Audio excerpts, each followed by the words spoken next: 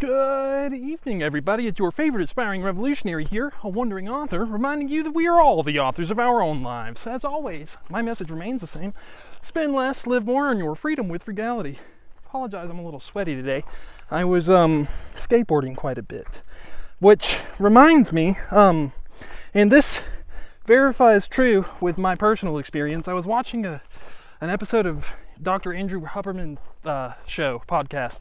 He has it on YouTube, about movement and like how it relates to learning. Short story, altering our normal relationship with gravity supercharges our brain's learning ability, and there's actual science to back that up. That's why I love skating so much. No, I just like skating. It just happens to actually, any kind of inversions, anything that you're doing that actively changes the way you normally relate to gravity does benefit your ability to learn, not just for that activity, but for whatever else you're doing afterwards. So we'll continue today by talking about going a little bit further into the Mexican-American War and start talking about some of the opposition. Now, obviously, there's always a part of society that's pretty supportive of war in general, but for this one in particular, the opponents were the abolitionists. And I'm sorry, I switched notebooks, so I'm kind of flipping around more than usual. Anyways, for those of you that didn't sleep through all of American history class, abolitionists are people that were against slavery. They wanted to abolish slavery. Now, for the famed writer and philosopher Henry David Thoreau denounced the war and refused to pay his Massachusetts poll tax. And he's a name that I recognized whenever I was looking up the history to this, so I figured I would tell y'all about him. He was arrested for one day and spent one night behind bars before his friends paid his delinquent tax bill against his wishes. Henry later published an essay titled Civil Disobedience about 2 years later, where he said, "It is not desirable to cultivate a respect for the law so much as for the right. Law never made a man a whit more just, and by means of their respect for it, even the well-disposed are made daily the agents of injustice." So what Henry David Thoreau was getting at is that the letter of the law does not always coincide with something we've talked about when I've spoken about Aristotle, the concept of justice. We could get into a full philosophical discussion on that, but Aristotle did a pretty good job already, so we'll focus on the Mexican-American War today. Opposing the war did not mean you were decent, as evidenced by a comment made by the anti-slavery Congressman Delano of Ohio. He said he was afraid of Americans mingling with people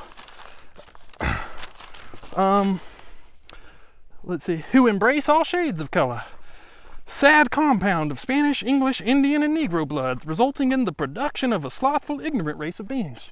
So you could be against the Mexican-American War and still be an ignorant fuck, right? The American Peace Society, William Lloyd Garrison, and a handful of preachers openly opposed the war. And one publication even declared it wished to see the defeat of American troops, which that's pretty bold for an American newspaper. Another name I recognized from history class, Frederick Douglass, a former slave, stated, "The present disgraceful, cruel, and iniquitous war with our sister republic Mexico seems a doomed victim to Anglo-Saxon cupidity and love of dominion." Definitely, you could tell throughout history the people who have been the oppressed are usually the ones that are more articulate, regardless of what side you want to take on them, right? So Douglas, and remember, I'm proud to be an American, and I actually don't really have a strong opinion on the Mexican-American War. The whole point it is that I'm even discussing this is I just want to talk about the history of our nation and also the fact that we've always kind of been divided. Nothing is black and white, right? So Douglas was disappointed by the lack of real resistance against the war, adding, "The determination of our slave-holding president to prosecute the war and the probability of his success in wringing from the people men and money to carry it on is made evident rather than doubtful by the puny opposition arrayed against him."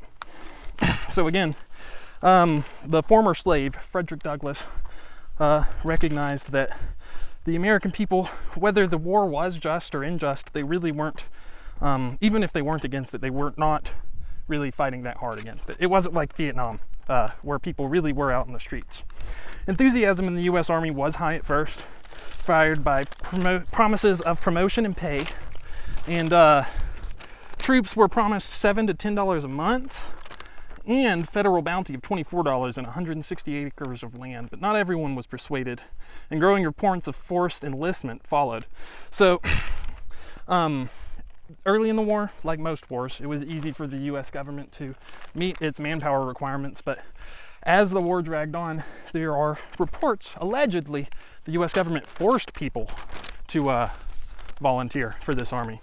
Physical, now that right there's allegedly. Now we do know for sure that physical requirements were dropped, and that's pretty usual for a war that's unpopular. And recruiters were given $2 per head if they could enlist anybody. So the people were, that's sales for you, right? You get paid money to go send other people to war. All right, there's a business model. We get to a climactic battle occurred on the banks of the Rio Grande when Taylor's army of 3,000 faced Matamoros' force of 5,000. So General Taylor met for the big battle with the Mexican army. He was outnumbered by about 2. When the battle ended, 500 dead Mexicans and about 50 American casualties lay on the field. Now, modern warfare is pretty gruesome, but I really loved just how disgusting, I guess, the description for, so this is Lieutenant John Weems, and he was the regimental surgeon. Night blanketed weary men, or talking about the aftermath of this battle.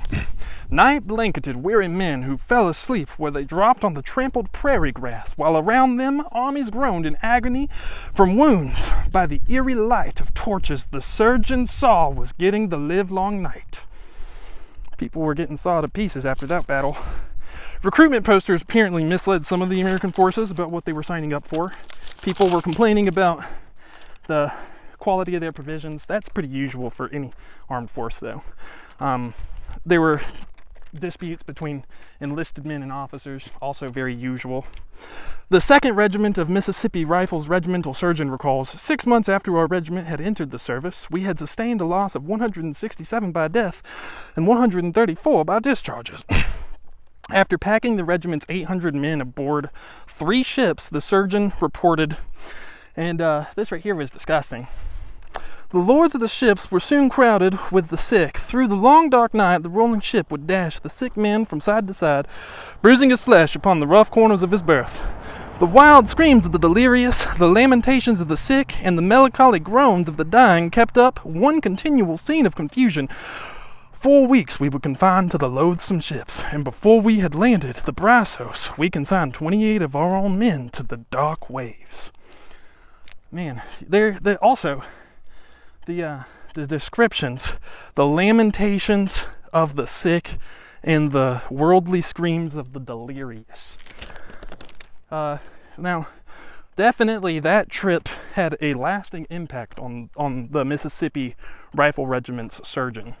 Meanwhile, a naval expedition was rounding the furthest tip of South America, heading to California and the newly declared Bear Flag Republic, which is where we will continue our discussion of American history the next time that we pick up. Takeaways for today. Even though the American army was outnumbered 2-1, they basically decimated the Mexican forces, which really calls into question why were we so overwhelmingly better than them? Probably because of our technology, right? Also,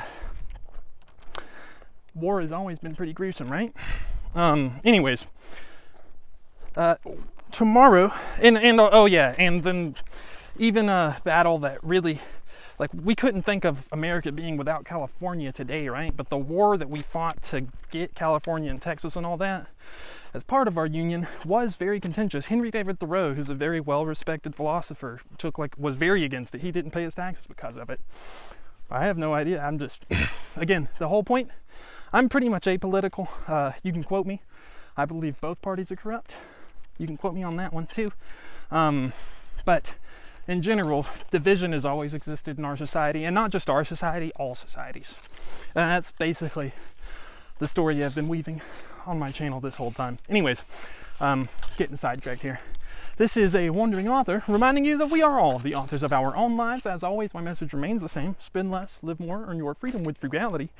What are y'all doing in order to inspire, uplift, and empower your local communities today? Because this world isn't changing unless we all do our part, and you can count on me to do mine daily. Till next time, I love y'all.